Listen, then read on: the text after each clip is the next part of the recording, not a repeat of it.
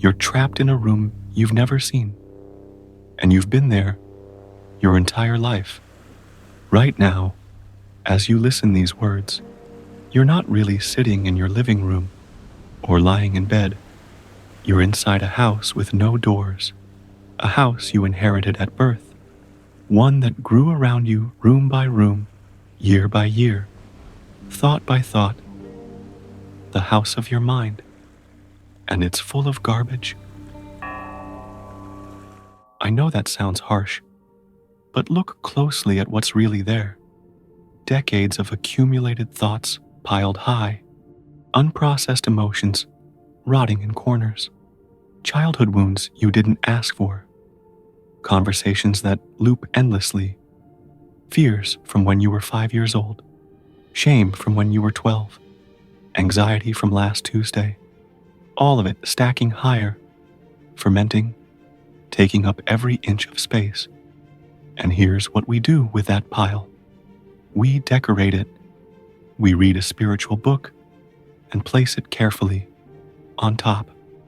We watch a meditation video and drape it over the chaos like a silk scarf over a landfill. We collect beautiful ideas about presence and peace and enlightenment, arranging them around the edges like flowers on a grave. Then we light a candle and wonder why it still smells like rot. The Buddhist teacher, Jetsunma Tenzin Palmo, noticed this pattern in everyone she met. We obsess over our physical homes, vacuuming every corner, organizing closets, opening windows to let fresh air in. We spend thousands on our bodies through gyms, diets, supplements, and skincare routines. But the place where we actually live, the mind itself, we abandon it to chaos. We let it become a graveyard of the past and a factory churning out fears about the future.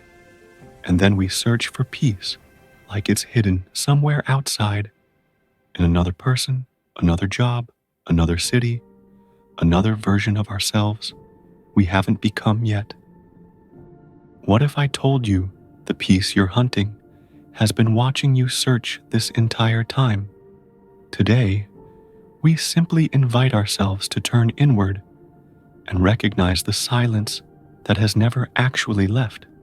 This teaching from Jetsunma Tenzin Palmo offers a doorway you've walked past 1,000 times without seeing. By the end of this reflection, you might realize you were never actually lost. Listen carefully to this. Everything you've ever known came through your mind. The sky above, these words, the tension in your shoulders right now, the memory of your mother's voice, the taste of coffee this morning, the fear of dying, all of it processed, interpreted, and experienced through your mind. When you're unconscious, the entire universe disappears. No mind, no world. The mind isn't just important, it's everything. And yet, when someone asks you, what is the mind? You go silent, because you've never actually looked at it. The mind is the center of all Buddha's teaching. It begins with the mind. It ends with the mind. Everything is about the transformation of the mind. We assume we know our minds because we live inside them every waking moment.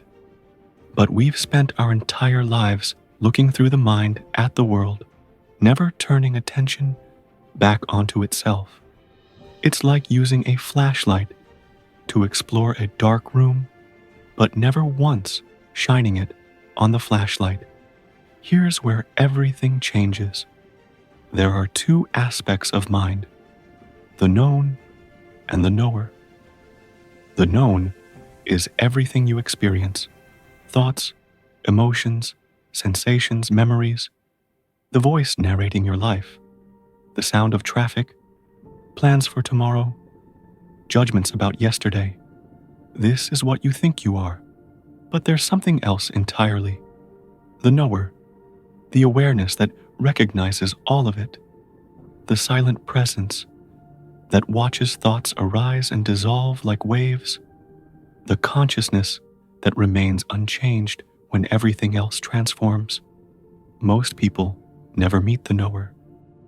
They spend their entire lives drowning in the known. Feel this right now.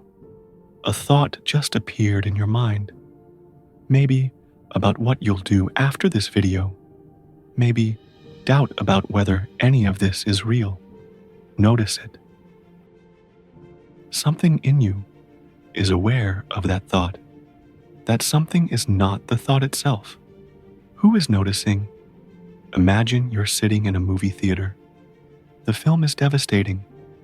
A tragedy unfolding on screen. Someone dies, and you cry. Your heart breaks. You're completely absorbed in the story. But what if you turned around? What if you looked back at the projector, at the pure white light streaming through the darkness, creating every single image on the screen?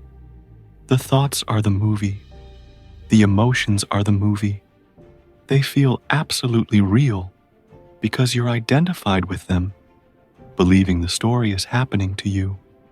You think you are the character on screen, but you're not. You're the light. You've always been the light. And once you see the light, the awareness behind all the projections, you can watch the movie without being destroyed by it.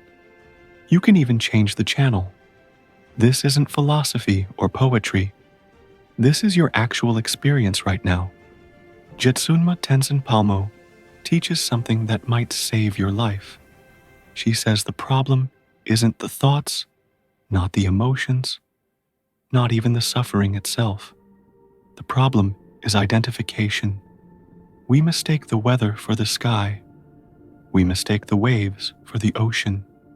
We mistake the passing content of consciousness for consciousness itself. Behind all the suffering, behind the depression, the worries, the anger, and fear, there exists a completely different awareness, absolutely spacious, vast, and totally peaceful. This is our true nature. Your true nature is not the anxiety that wakes you at 3 a.m, not the loneliness that follows you through crowded rooms, not the voice that whispers, "You're not enough." Those are clouds, passing, temporary, never touching the sky.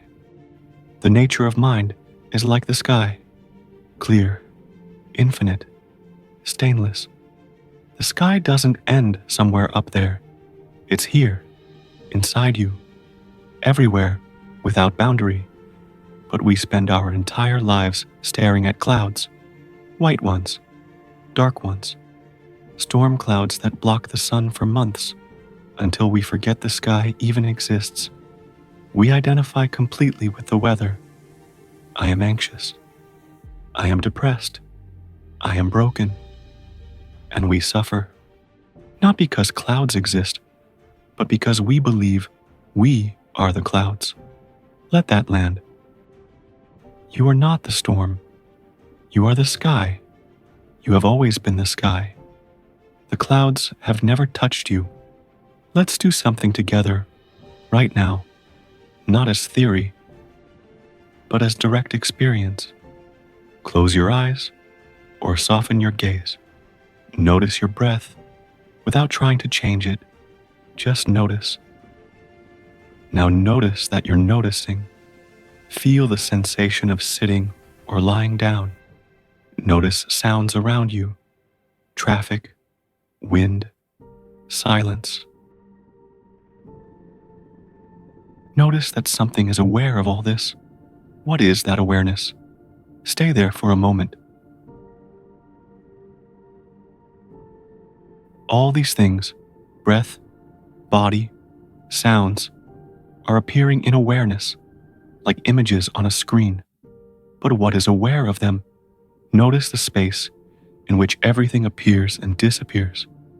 That spacious, silent, ever-present awareness has no color, no shape, no age. It doesn't get anxious or depressed. It simply witnesses everything without being touched by anything. Breathe into that. Open your eyes. That's it. That's the knower. And you just met your true self. Tomorrow morning, when you wake and reach for your phone, pause. Notice the impulse before you act. Notice the thought, I need to check my messages, as just a thought moving through space. You are not that thought. You are the space in which it appears. When someone criticizes you and heat rises in your chest, stop. Feel the anger fully without judgment. Notice it. Notice that you can observe the anger, which means you are not the anger itself. You are the consciousness recognizing it. Stuck in traffic with frustration building. Notice the frustration. Notice how it tightens your jaw and clenches your hands. Notice that something in you is aware of frustration without being frustrated. That something is who you really are. This isn't about suppressing emotion or spiritual bypassing. Feel everything fully, but recognize what you're feeling as weather. Real, yes, but temporary. Moving, not you. You can experience the storm without being destroyed by it. You can feel rage without becoming rage. You can touch sorrow without drowning in it. The problem is not thoughts, not emotions, not feelings. The problem is that we identify with them. We think this is me, and therefore we suffer. If we didn't identify, there would be no problem.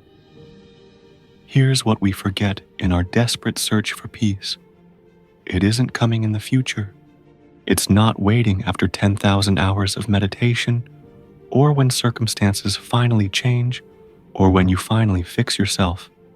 It's already here, now, hiding in plain sight, closer than your next breath. The awareness reading these words is already free, already whole, already home. You don't need to achieve it. You don't need to become worthy of it. You simply need to recognize what has always been true. The clouds will keep coming. Thoughts will arise. Emotions will flood through you. That's not a problem.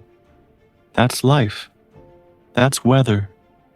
But you don't have to be trapped inside the storm anymore.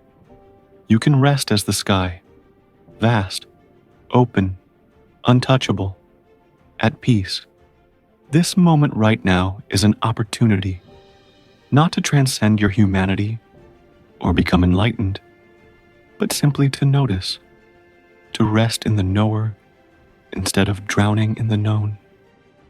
What would change in your life if you remembered this 10 times throughout your day? If you paused for just 3 seconds to recognize the awareness behind your experience? What would it feel like to live from that quiet, spacious place instead of from constant chaos? If something in you recognized itself in these words, consider sharing this with someone who needs to hear it. Liking and subscribing isn't about algorithms or vanity. It's about creating a small pocket of the internet where silence can still speak, where depth still matters, where we remember together what we've forgotten alone. The journey continues, but now you know something you can never unknow. The peace you've been searching for was never lost. It's been watching the search this entire time, patient and unchanging. It's been here, as you, always. Rest there now. Breathe. You're home. You've always been home.